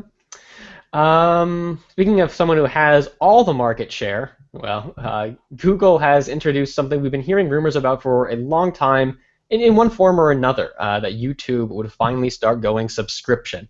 Music Key first started tying us into this, and this is sort of the next effort from there. It's going to evolve from what Music Key, the beta, was, and loop in those users. We're talking about YouTube Red. So there's a lot of moving parts to YouTube Red. It's an ad-free YouTube experience. It's a YouTube experience that can be offline for those of you who have limited connectivity, either on your commute or just where you live. The towers aren't where they need to be. You can download videos to your phone, watch them later. Also, background playback. And these are features we saw previously in Music Key, but taking this new form in YouTube Red now. Background playback, so you don't have to keep the app in the foreground with the screen on, especially if you're listening to music or something. That can be a big benefit. But I think, and right now, I don't think there's enough here to really make it the big selling point, but it's going to be, is this exclusive content. So there are going to be videos, channels from some of the most popular YouTube names around that you're only going to find on Red here. So you mean like Netflix? Not exactly. In that, I don't know that we're seeing a lot of scripted stuff, but certainly, no, there's going to be script. We're going to see like short form. College Humor is going to have stuff. PewDiePie is going to have something. I think with the Walking Dead people. And maybe conflating headlines here, but yes, like Scare PewDiePie or something. But there's a lot of different content creators who have signed on for this. And by paying your $10 a month, you not only get all that Music Key stuff that now is Red, but you get this new stuff that's only going to be on Red. I don't know if the price point is where it needs to be, because I don't think Discovery is as, and just looking at it from a music standpoint, I don't think it kind of brings the same streamlined interface that you get from your Spotify or your Google Play All Access. But it's getting there, and YouTube is going to have a new app coming out for YouTube Music. It's going to be just that and allow users to get access and discover new artists in a way that'd be more streamlined than just this everything on YouTube. And there's some controversy from the content creators who everyone has to sign on for Red and new rules, revenue sharing. we'll see how that actually plays out in the long term here. But I'm excited about this. Stephen, I am as well, but I am in a situation in which I have to take sides. If I am to take my consumer hat on, and I will totally agree with you, I'm a Spotify consumer. I love watching YouTube videos, music videos. I love skipping ads, which you all should not do. But I also understand the need for the consumer to pay $10 in order to not see any ads anymore. And then on the other side, I'm a content creator. I'm just I happen to run a team which is active on a website and has more than 1 million YouTube subscribers on YouTube. And once out of those 1 million, 1, 2, 3, 4, 5, 10, 15% switch to this YouTube Red option, they will no longer see ads, and my revenues will be affected.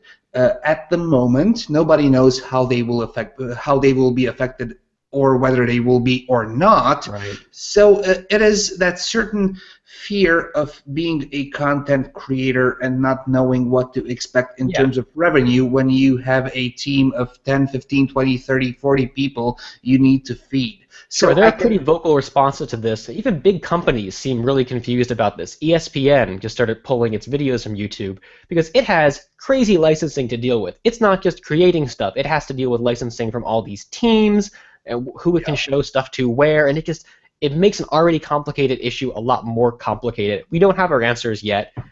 How this affects the income of these creators and their ability to deliver content, it's something we're going to start seeing in the new year when all these channels become available. And correct me if I'm wrong, but this YouTube Red thing starts airing next week? Yeah, you can start signing up next week. Right now, that exclusive content isn't available. It's going to be the music key stuff. It's going to be ad-free playback. It's going to be background, offline. And US only. Is that true? I'm not sure about that, but that sounds right knowing this is Google. $10 a month. If you sign up through the iOS YouTube app, you're going to pay $13, even though it should be $14.28. Yeah, I did the math. So sign up online through the website. If you do have Music Key or Google Play, where you got the $7.99 intro rate, that's going to hold over to Red. So you're going to have $8 a month while none of the rest of us do. So lucky dogs. We have to hurry through this because our loyal producer here is fading fast. We saw some pics of a Microsoft Lumia phone here, render suggest. It could be the 650. Is it real? Is it not? I don't know, but we're going to be finding out soon.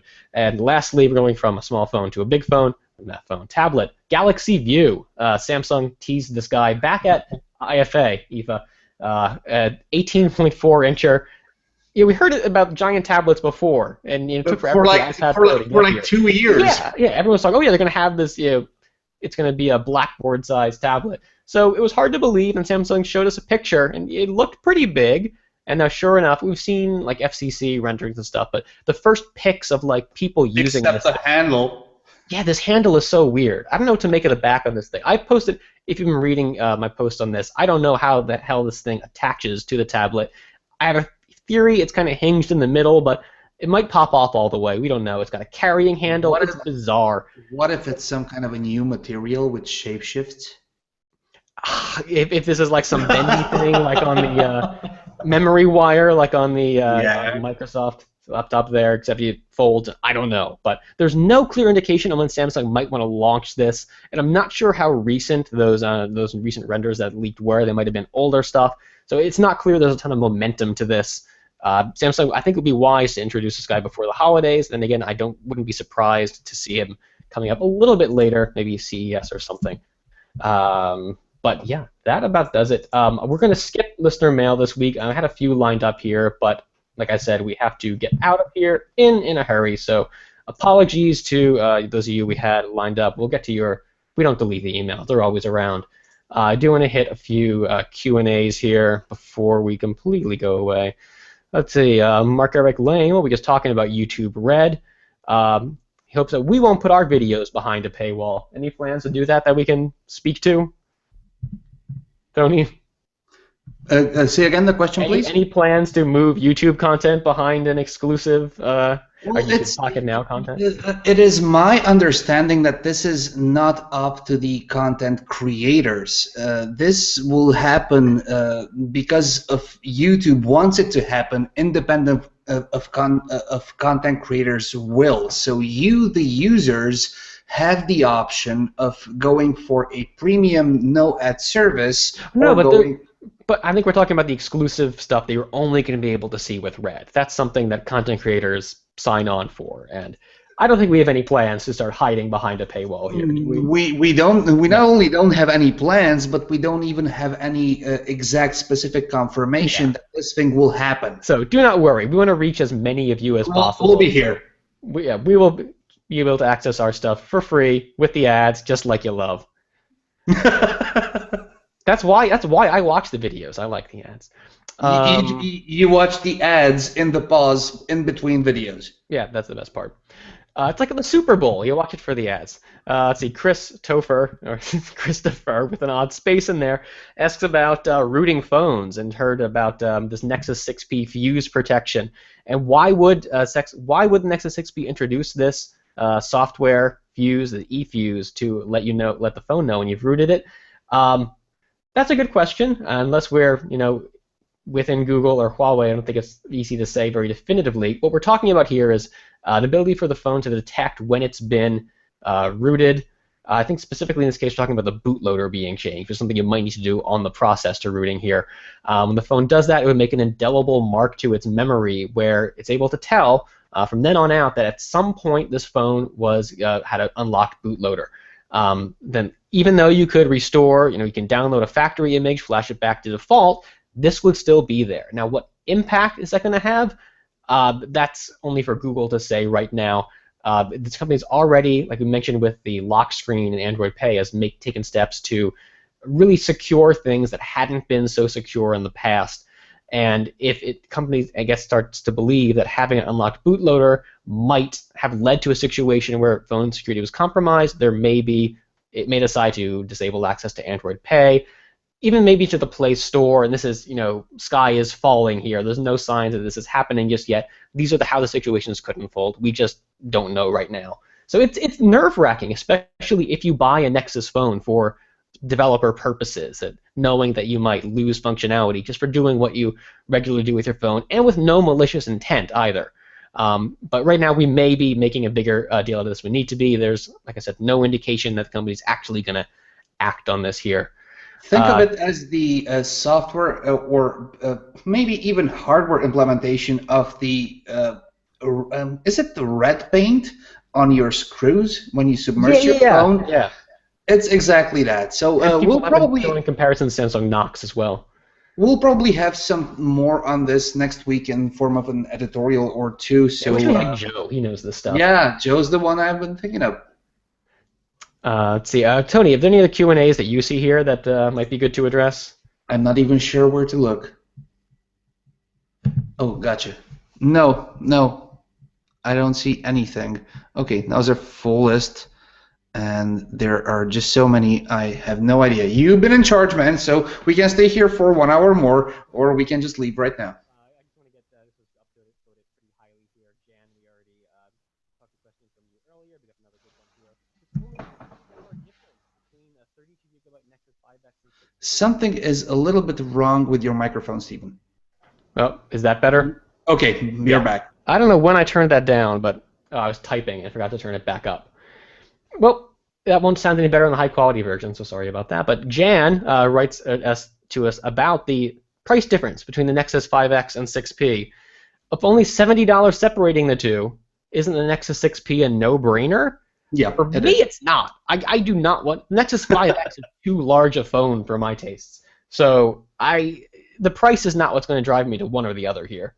Okay, let me build on that. So unless you have a huge problem or a huge thing against bigger phones, then it is a no-brainer. So for me, I know the V10 is too big of a phone. I would not pay for this form factor at 5.7, 5.9 inches. But if you do not care about form factor, then I do think that it's a no-brainer. I mean, you've got Yeah, maybe higher you hate specs. the look of the bar on the top there, but I don't know. People seem really, really animated in their opinions on this thing. I don't care. You mean the visor? Let me the visor, let me get Michael back. He'll tell you about the visor. But no, it's a very attractive phone, and with that price difference, there are a lot of reasons to go for the 6P. So I imagine Google's going to sell a ton of these. All right, that about does it for us this week on the Pocketnow Weekly. Thank you to everyone who came to see us at this late, unusual hour. It's the closest we're going to get to Pocketnow Nights, and for Tony, this absolutely is Pocketnow Nights. So those of you who've been asking for that, there you go. I want to thank all of our guests, especially those who came to us at the last minute here. Brandon Miniman, you can find him on Twitter at twitter.com/Brandon Miniman. Michael Fisher, as always, is Captain Two Phones. Anton Dinaj is Anton Dinaj at Twitter. I am Stephen Schenk, and our loyal producer, Jules Wong, can be found at Greenpoint Zero. As always, thank you to our sponsor, Squarespace, and don't forget to visit squarespace.com/pocketnow for discounts on getting your own website set up. Thank you again to everyone who listened live or is listening to us later on the high-quality version of the podcast. And please check back with us next week for hopefully a smoother Michael Fisher-run version in Pocketnow Weekly 172. Thanks again, everybody. Thank you. Bye-bye.